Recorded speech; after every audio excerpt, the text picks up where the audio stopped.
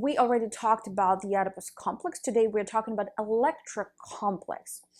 Carl Jung came up with this name 14 years after Sigmund Freud developed this theory about the Oedipus complex. Freud denied Jung's idea, saying that this theory strictly applies to boys, and even though there is little empirical data this is accurate, psychologists of today still refer to this theory, both for the boys and for the girls. So let's dive deeper. What is Electra complex today? So where does the name Electra come from? Once again, it comes from a beautiful Greek mythology. It's a tragic story of Electra. She loved her father, Agamemnon, very much. He was the king, but he wasn't nice to her mother. He actually killed his wife's first husband and first child in order to marry her. So Electra's mom was not a big fan of her husband from the get-go, and yet she gave him two children, Electra and Oris. When she gave him two children, the king decided to go and fight the Trojan War. He was absent for 10 years. During these 10 years, Electra's mom found nourishment and confinement in the king's cousin, and they decided to usurp the power. Electra was pissed. Then her father came back home 10 years after with a new family, with a mistress and with children. And he put his mistress evenly to his wife. So the wife got really pissed and decided to kill him. She lured him into the bathhouse and killed him. Electra could not forgive her mom for killing her dad, and she enticed her youngest brother to kill their mom. Electra was never happy afterwards, missing her father for her entire life. So that's where Carl Jung took the name Electra and named it. When little girls from the age of 3 to 6, just like the boys, it's a phallic stage of psychosexual development by Freud, start desiring unconsciously, wanting their dad, wanting to marry their daddy, trying to kiss him on the lips. There's plenty actually videos of toddlers who's trying to push away moms. Daddy, want to be with their daddy. How does this manifest usually? She tries to kiss him, she tries to cling to him. She sees also and imitates her mom. She tries to apply these flirting techniques onto her dad. They climb together in bed. She would get in between her parents and pushes her mom away with her legs, saying like, go, go, go. She wants to be her father's woman. Now in Carl Jung, he differentiates the boys and the girls.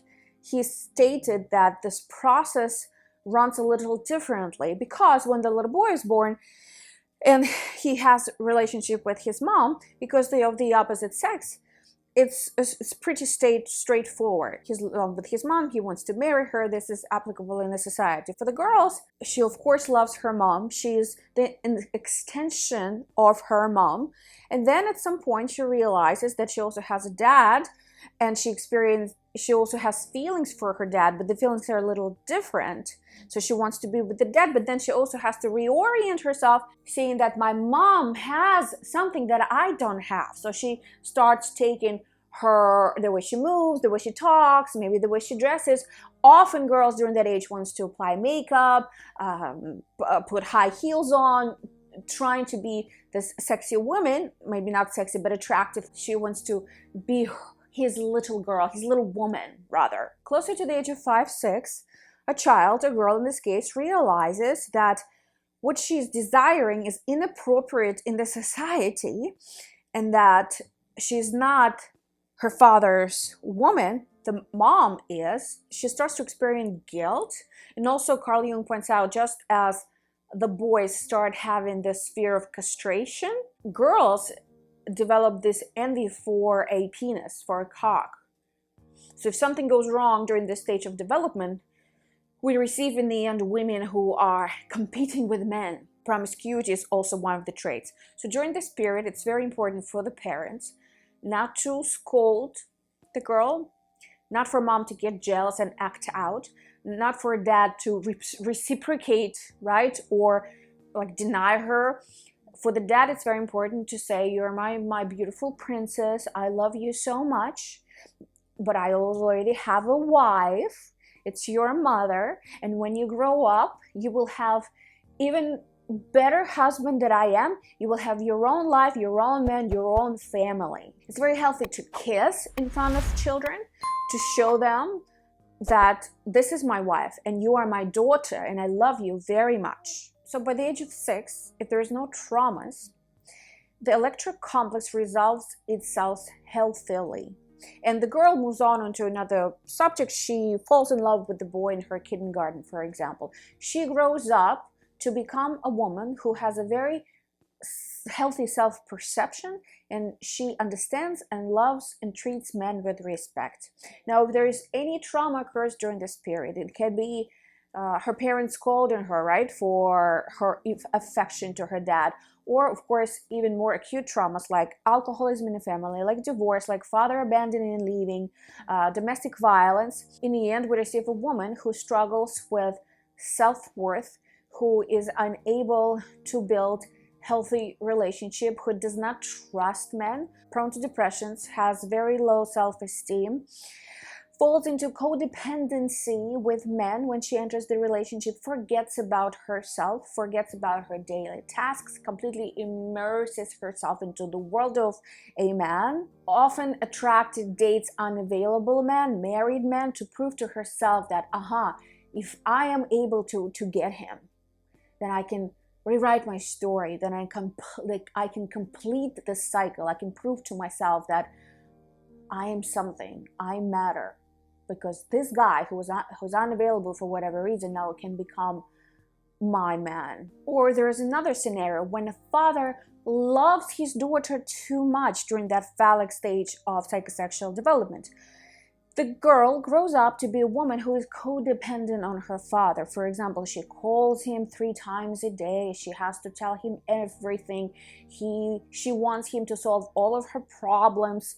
Even then when she's 25, 30, she's a daddy's girl. She thinks that she cannot survive without him. He needs to be in her life completely. So because the father didn't set the right boundaries back then, he has to set up boundaries now. And it's more difficult now because she's been living like this for 20-something years of her life. So he needs to tell her that you're my daughter and I love you very much, but you're a grown woman already. So you can solve your own problems and you will find your own man that you can call and share what kind of dress you bought today. Of course, often these girls are looking for daddies. Often they want to date older men because they need this. Like if the father left the family, for example, they need this nurture, this parental nurture that's mixed in with the sexual energy for them. They're actually truly attracted to older men. They don't see boys of their own age. They want a daddy. I think it's important to mention that we all know that the best model for bringing up a child is to have a mother and a father who are healthy or relatively healthy, right? And it's the best structure to bring a healthy, useful individual into this world. But some people hold on to this ideal too much. For example, if there's a domestic violence, if the father beats the mom, or if the mom constantly berates the father in front of the daughter, it's not healthy to tolerate that because the child will copy that model. He will either identify with the aggressor or the victim in the future. And in this case, even though nobody wants to, get divorced and ruin their family, you have to choose smaller of evils here. So if there's a drastic pattern of abuse happening in a family, it's actually healthier to exit that situation, to show to a child that, no, this is not healthy, and I will not put up with this if it's for the mother, right? And I'm giving you an example that you should not do that. The same thing for the father. If the mother berates her dad, disrespects, cheats, it's better for the father to say, no, I'm not going to put up with this behavior. Now, divorce is also one of the worst traumas that can occur to a child, but like I said, we have to choose smaller of 2 evils here. So please don't tolerate the abuse. So we talked about Electra Complex, Oedipus Complex. This is the phallic stage of psychosexual development by Freud. There are 5 stages. Next week, we're going to be talking about oral stage, which is the first stage that occurs between when an infant is born up to 1.5 years old. We're going to talk about anal stage, phallic stage we talked about, then we're going to talk about latent stage and genital stage. This is all very fascinating studies and information. Stay tuned. My name is Katya. I'm your certified sex and relationship coach. Book a call with me if you like private coaching, and I will see you next week.